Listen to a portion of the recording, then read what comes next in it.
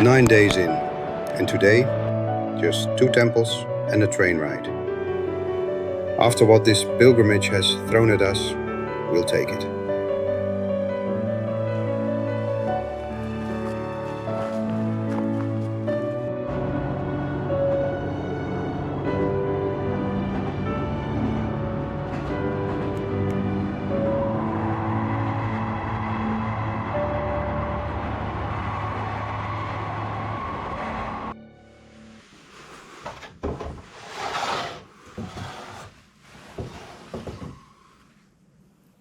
Day 9 was one of the easiest days so far. As we always do, first, let's review our day.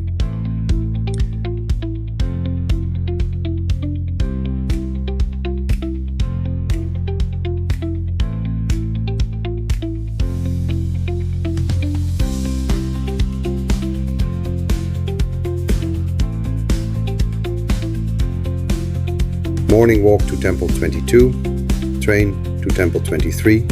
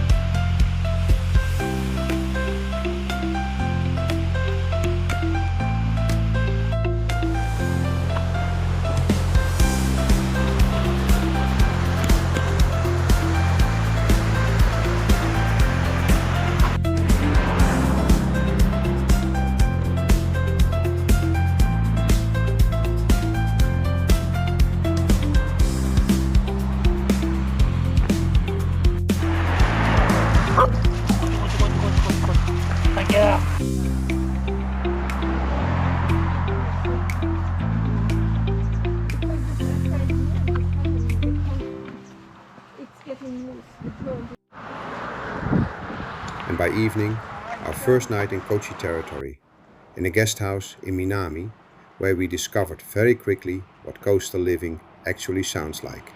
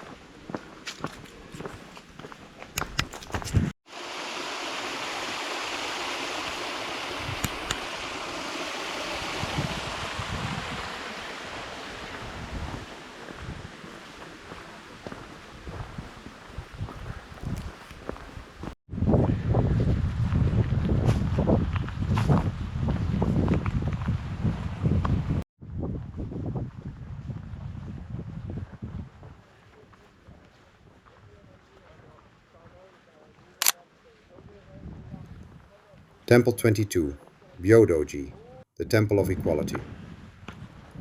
Smaller than most temples on this route, no dramatic climb, no crowds, just a peaceful compound and a well that Kukai dug with his walking staff, from which white water is said to have gushed out.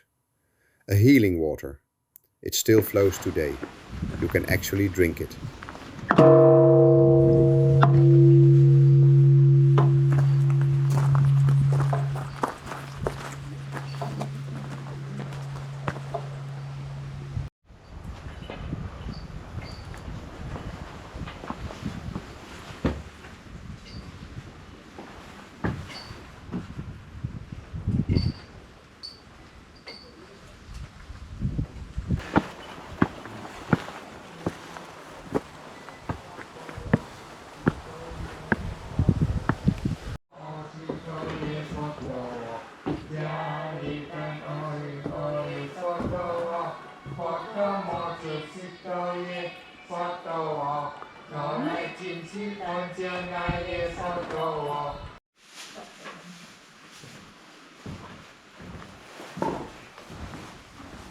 After 9 days on the Henro, that kind of quiet felt exactly right. Sometimes the pilgrimage gives you a mountain. Sometimes it gives you a still pool and a moment to breathe. From Temple 22 we walked to Aratano station and took the JR Mugi Line south to Hiwasa. 21 minutes by train. Now, here's something important if you're planning this section. The Muroto Limited Express was discontinued in March 2025. Only local trains run now, and they run every 2 to 3 hours. Miss your train and you're waiting at an unstaffed rural station for up to 3 hours. Check the timetable before you leave Temple 22. Plan your whole day around the train, not the other way around. Watching Shikoku roll past from a train window after 9 days of walking through it, that's a different feeling. You see how far you've actually come, the mountains behind you, the coast opening up ahead. Then, Temple 23, Yakuō-ji, unlike anything else on this route.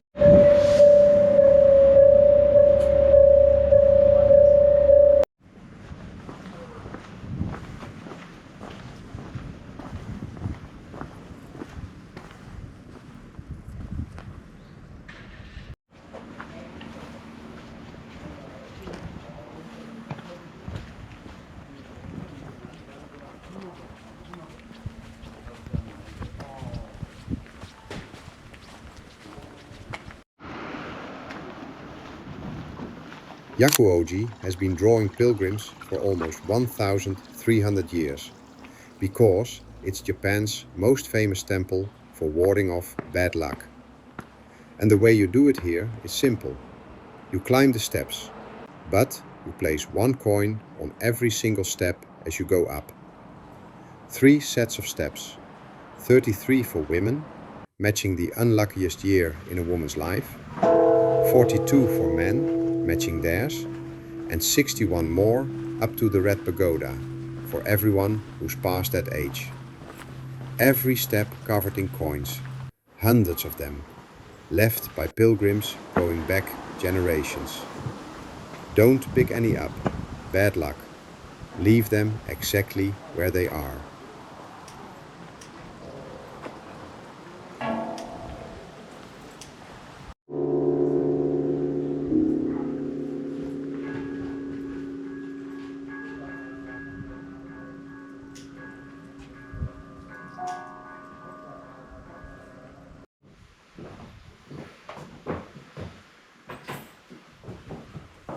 Standing on those steps, I had one question.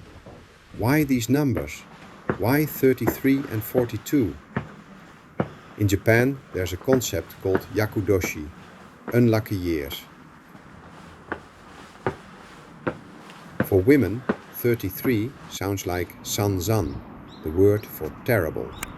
For men, 42 sounds like shi-ni, to die. Now, before you dismiss this as superstition, think about what actually happens at those ages. 33 for women, career and family and body all shifting at once. 42 for men, health risks rising, midlife arriving. Japan gave these transitions a name and a ritual. One coin, one step, one prayer per year. Honestly, there's something smart about that. Kukai himself visited at 42, his own unlucky year. He wasn't above asking for protection either.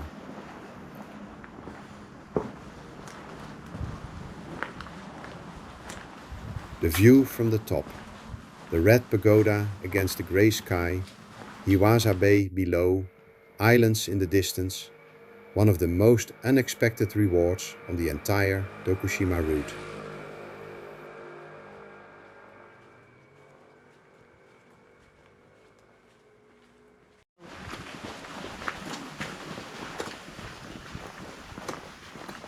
Check in.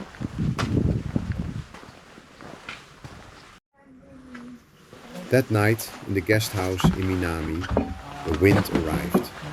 Cold, northern, of the open ocean, strong enough to rattle every window in the building all night long. I lay there listening to it. Couldn't sleep. At some point I stopped trying and just listened.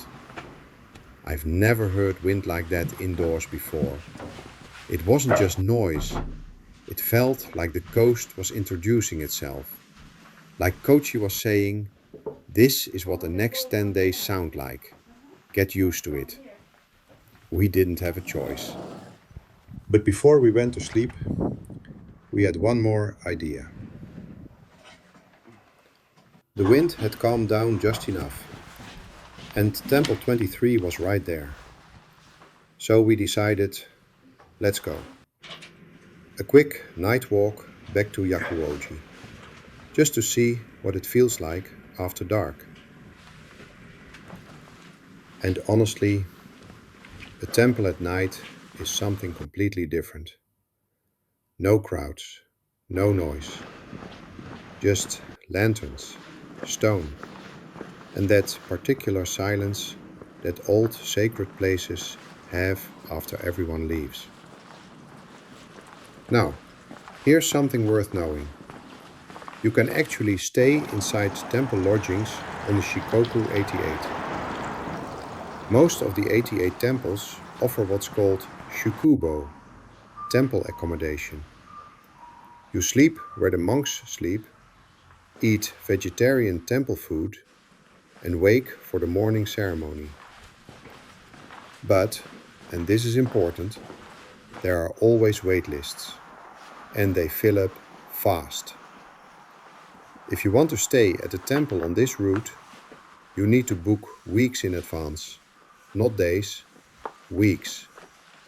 Walk-ins almost never work. We didn't stay.